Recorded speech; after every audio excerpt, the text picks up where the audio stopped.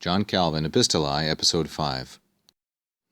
Verum qui schemus an eadem aliis constatura sit animi magnitudo, ferendi ergo in tempore suppetiae, si qua ratione licet, ne torrore concidant si qui sunt imbeciliores, dende sum opere cavendum ne vilescat nobis piorum sanguis, quem scimus esse in conspectu Domini pretiosum.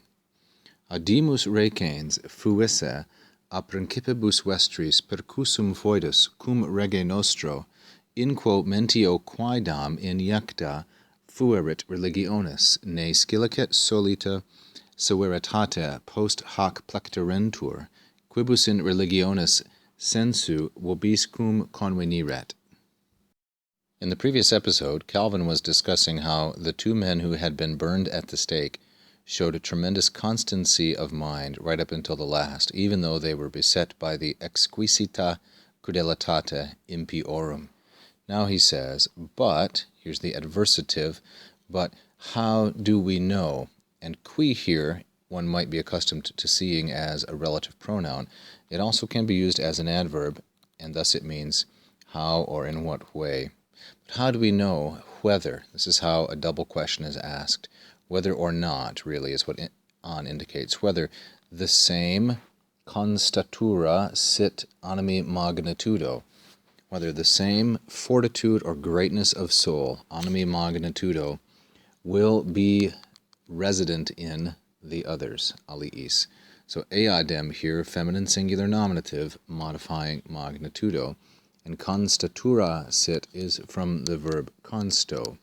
It's used here in what's sometimes called the future active paraphrastic, whether the same strength of soul will reside in the other persons, those who are in chains throughout France.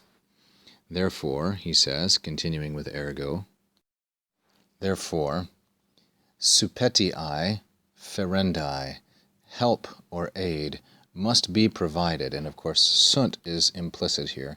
Help must be provided at this time, and this noun suppetiae occurs only in the plural and in the nominative and accusative. Help must be offered at this time if, in any fashion, qua ratione, it is possible, licet, and now here's the negative purpose clause, lest they perish, concidant, lest they fall in dread, if there are any that are imbeciliores, that are somewhat weak, that is unable to bear up under persecution. Calvin is pleading that they form a plan to bring relief to those in France who are suffering under persecution.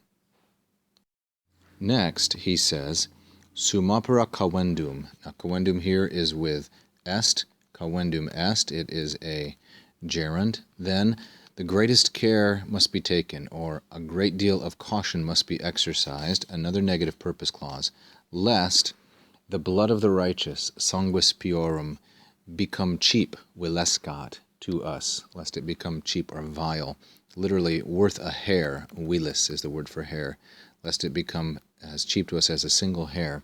The blood which, the antecedent sanguis, we know is, ratio obliqua, pretiosum, precious in the sight of the Lord.